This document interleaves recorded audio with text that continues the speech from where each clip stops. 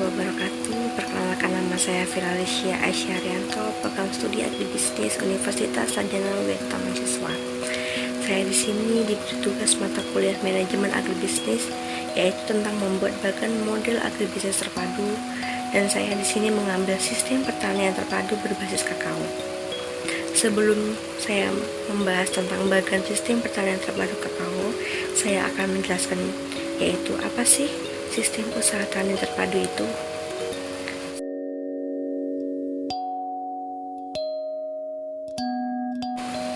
Sistem pertanian terpadu merupakan sistem pengolahan beberapa komponen pertanian, yaitu seperti tanaman, hewan, dan ikan secara terpadu dengan lingkungannya untuk menghasilkan produk yang optimal dan sifatnya cenderung tertutup terhadap masukan. Kemudian, tanaman kakao. Tanaman kakao itu apa sih? Tanaman kakao merupakan salah satu komoditas perkebunan penting di Indonesia. Dengan begitu memiliki potensi besar untuk mengembangkan sistem usaha tani kakao secara terpadu. Untuk mengembangkan sistem usaha tani kakao secara terpadu diantaranya dengan menanam tanaman selah dan perusahaan ternak. Kemudian dari sistem integrasi kakao ternak dapat terjadi sinergisme antara tanaman, ternak, dan lingkungan dari pemanfaatan limbah. Di sini limbah kulit kakao dapat dimanfaatkan sebagai pakan ternak dan pupuk. Kemudian limbah kakao juga dapat dijadikan tanaman atau dijadikan manfaat kotoran ternak sebagai pupuk organik. Dengan menggunakan pupuk organik dapat mengurangi menggunakan pupuk kimia yang akan mewujudkan suatu sistem pertanian berkelanjutan. Dan kemudian di sini saya akan jelaskan tentang bagan sistem pertanian terpadu berbasis kakao dan ternak. Tanaman kakao yaitu dalam lembaga pasca panennya memiliki 3 komponen. Yang pertama adalah limbah kakao, biji kakao, dan kulit kakao. Pada usaha kakao, hasil utamanya di sini adalah biji kakao, sedangkan bagian lainnya yaitu limbah. Limbah ini dapat diproses untuk meningkatkan efisiensi dan menerapkan hasil samping yang memiliki nilai ekonomi sebagai alternatif peningkatan pendapatan petani. Dari hasil limbah kakao tadi yaitu menghasilkan yaitu pakan, yaitu untuk pakan ternak sapi ataupun kambing. Kemudian ke kompos padat. Setelah kompos padat yaitu terciptanya slurry dan pupuk cair.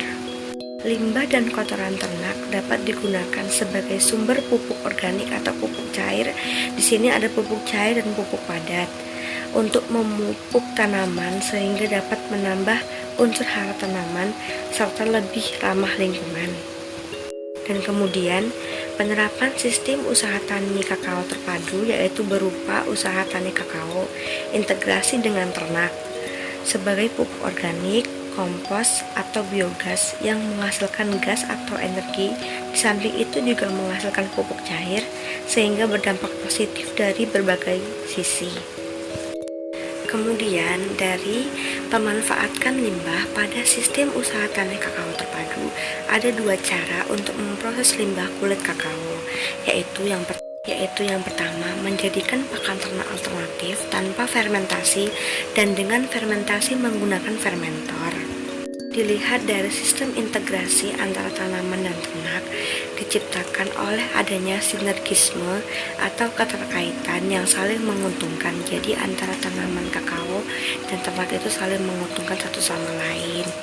Dan di sini limbah yang berupa kotoran ternak dapat dimanfaatkan sebagai sumber pupuk untuk memupuk tanaman kakao sehingga produksinya semakin meningkat.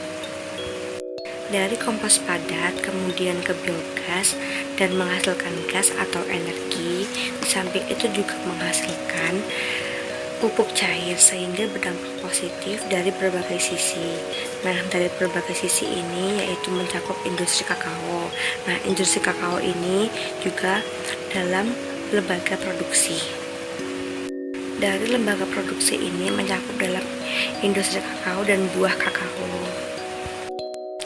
Dan selanjutnya dari bagan lembaga pengolahan hasil yaitu tercipta ada pakan, dan bagan sebelah kanan yaitu ada daging dan susu. Nah, di sini tuh bahwa ternak sapi ataupun kambing yang diberikan pakan, jadi ternak sapi ataupun ternak kambing itu diberikan pakan dari limbah kakao akan menunjukkan pertumbuhan cepat dan produksi daging atau susunya semakin meningkat. Terus kemudian daging dan susu ini masuk ke lembaga pasar, yaitu akan dipasarkan.